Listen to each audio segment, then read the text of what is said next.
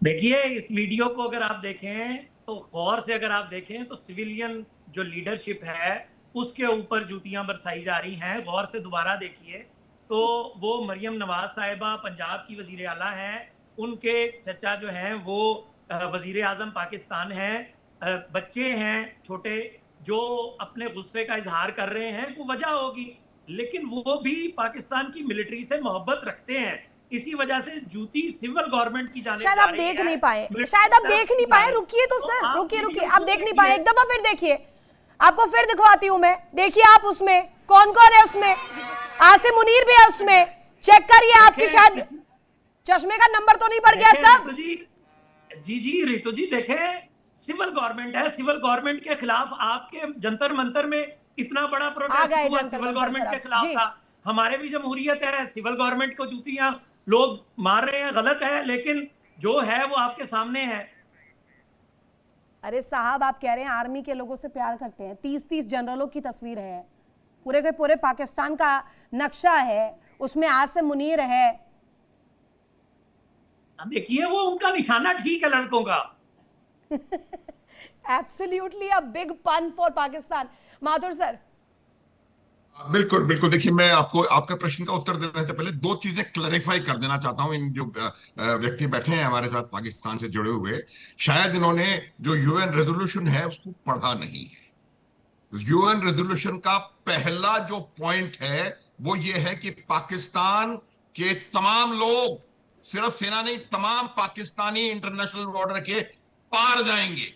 आप जिस दिन इंटरनेशनल बॉर्डर के पार चले जाएंगे, सारी सेना और सारे पाकिस्तानी जो आपने वहां पर बैठाए हैं उनको लेकर के यूएन रेजोल्यूशन फिक्स हो जाएगा। उसके बाद उसके अलावा यूएन रेजोल्यूशन का कोई मायना नहीं है। ये आप दोबारा पढ़ लें। आप मुझे मालूम है आप गूगल देख रहे हैं, गूगल बता देगा आपको जो मैं कह रहा हूं बिल्कुल सही है।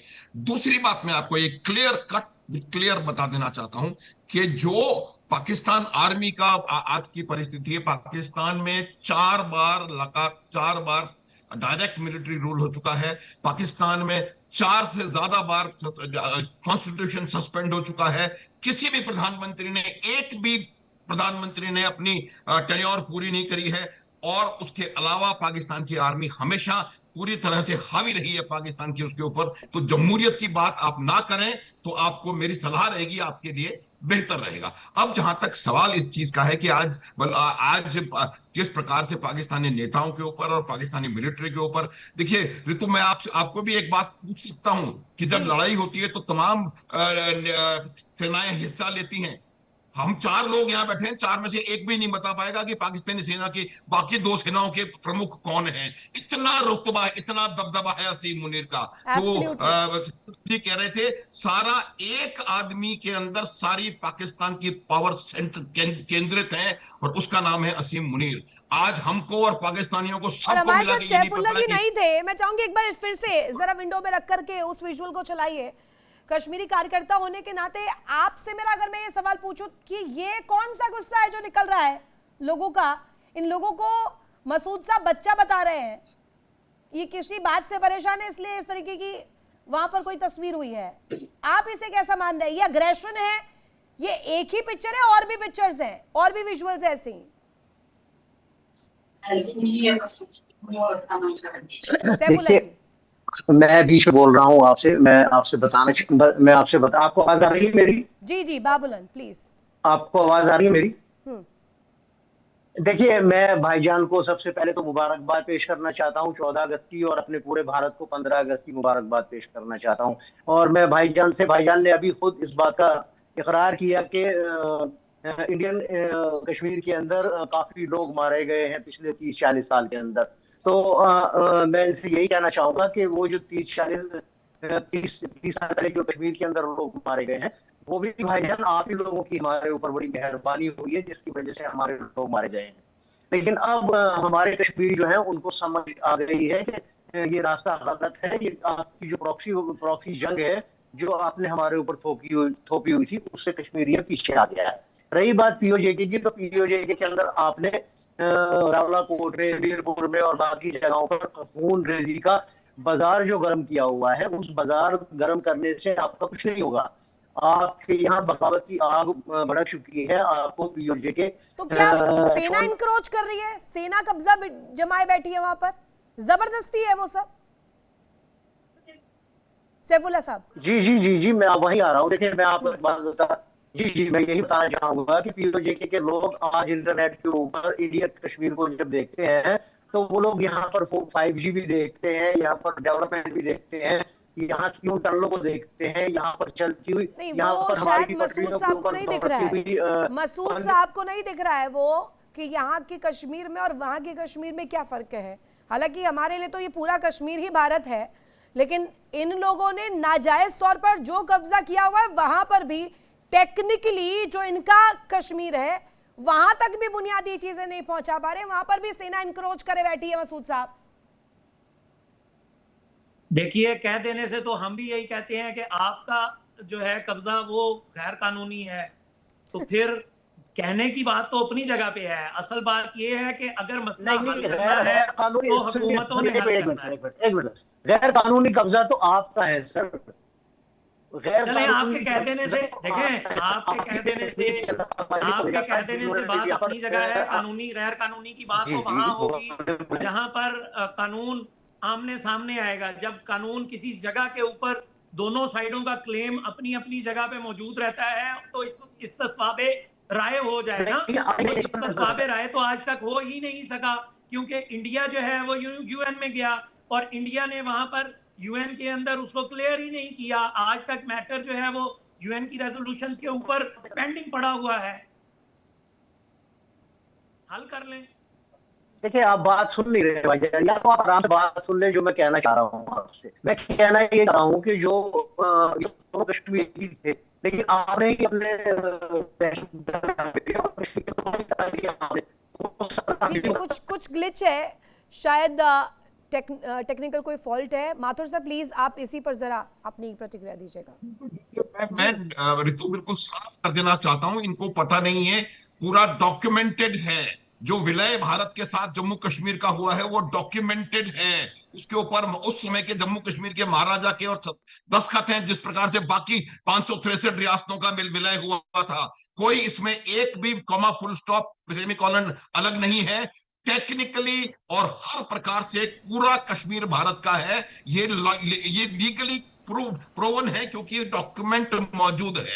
आप इसके ऊपर बात ना करें, क्योंकि आपको कुछ पता नहीं है, आप पढ़ के नहीं आते हैं, आपको इतिहास नहीं मालूम है। जहां तक सवाल मैंने आपको शुरू में भी बता दिया था, इलीगली आप लोगों ने कब्जा किया और यूएन रेजोल्यूशन का नहीं होने का पूरा आपको यूएन रेजोल्यूशन भी नहीं मालूम क्या है। उसमें साफ लिखा हुआ है पूरे पाकिस्तानी जाएंगे अंतरराष्ट्रीय सीमा के बाहर, उसके बाद बात होगी। तो एक भी आपने ले जाने की बजाय अपने माथुर साहब नृशंस व्यवहार किया जा रहा है, नृशंस व्यवहार बहुत ही ज्यादा घातक। लीगली ऋतु बिल्कुल क्लियर है, इसमें कोई संदेह नहीं होना चाहिए। डॉक्यूमेंटेड है, इसमें कोई संदेह नहीं होना चाहिए। किसने हमला किया ये भी डॉक्यूमेंटेड है, किसने उनको खदेड़ा ये भी डॉक्यूमेंटेड है।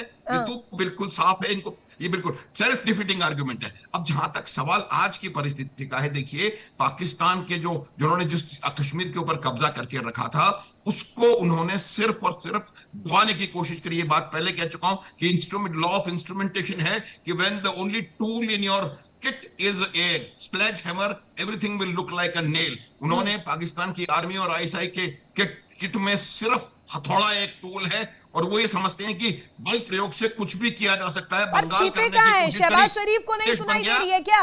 छिपे हुए कहाँ है? कौन से बंकर में छिपे हुए शहबाज शरीफ?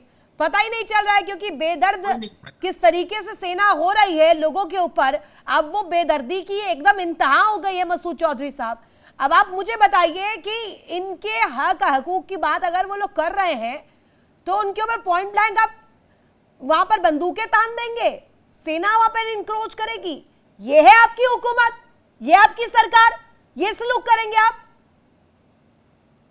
एक बात तो ये कि रितु जी, जनरल साहब की मैं बड़ी इज्जत करता हूँ, एहतराम करता हूँ, और फौज की तो मैं वैसे ही बहुत एहतराम करता हूँ। इन्होंने कहा कि हम पढ़ के नहीं आते, हमने तैयारी नहीं की होती, तो बहुत सारे जनरल्स जो हैं वो बहुत सारे सहाफ़ियों के बारे में यही बात करते हैं। दूसरी बात ये कि कैसा लगता है जब एक आपका जो जनरल है उसके पास पावर ज़्यादा आपको नज़र आ रही हो, दूसरे जनरल के पास पावर कम नजर आ रही हो, तो फिर बहुत ज्यादा अलग नौयत की जो है वो सूरत हाल इंसान को नजर आती है, महसूस होती है। तीसरी बात यह है कि कश्मीर के बारे में जो ऑफिशियल पाकिस्तान का क्लेम है, अरे तो क्यों नहीं ले जाते? अच्छा सुनिए, नहीं हम नहीं कर रहे, हम नहीं बांट रहे, माथुर सर नहीं बांट रहे। मुझे बताइए आपके एयरफोर्स चीफ क्यों नहीं जाते, नेवल चीफ क्यों नहीं जाते आसिम मुनीर के साथ, क्यों नहीं जाते मीटिंग्स में ईरान अमेरिका की स्थिति ठीक करने के लिए, क्यों नहीं जाते आपके दोनों बाकी जो चीफ्स हैं? बताइए मुझे। वो जाते तो हैं कहाँ जाते हैं? आपको नहीं नजर आते? एक फैक्ट दिखाइए प्लीज, कहाँ जाते हैं, कौन सी मीटिंग में जाते हैं? जनाब, पाकिस्तान जहां जहां काम कर रहा है वहां मिल के करते हैं, अकेले में कोई भी डिसीजन नहीं होता। ये पाकिस्तान है, मान इंडिया लीजिए नहीं साहब है। आसिम मुनीर ही ले रहे डिसीजन आपके यहाँ पर, स्वतंत्र सर प्लीज। आप कहती रहे तो होता रहे, मर्जी आप। देखिए चौधरी साहब मैं आपसे एक बात कहना चाहता हूं। देखिए, आप इस बात को डेफिनेटली एक्सेप्ट करेंगे कि आसिम मुनीर पाकिस्तान में सबसे ताकतवर आदमी है, शहबाज शरीफ नहीं है। ये एक फैक्ट है। दूसरी चीज, एक और गलतफहमी है पूरे पाकिस्तान में कि वो एक डेमोक्रेसी नहीं है। वहां हमेशा से आर्मी इतनी पावरफुल रही है कि उसने डेमोक्रेसी को दबा के रखा है। अब आप हमेशा बोलते हैं कि जो आपका कश्मीर है वो आजाद कश्मीर है। आजाद है तो फिर आप वहां क्या कर रहे हैं? अगर वो आजाद है तो आप वहां क्या कर रहे हैं? हम तो नहीं कहते, हम तो कहते हैं जम्मू एंड कश्मीर। आजाद तो हम शब्द इस्तेमाल नहीं करते, आप खुद आजाद शब्द का इस्तेमाल करते हैं। देखिए इंडिया डेली 24/7 अब आपकी स्मार्ट टीवी पर। इंडिया डेली मौजूद है सभी डिजिटल प्लेटफॉर्म पर लाइव और लगातार। इंडिया डेली 24/7 हर दिन राष्ट्र को समर्पित।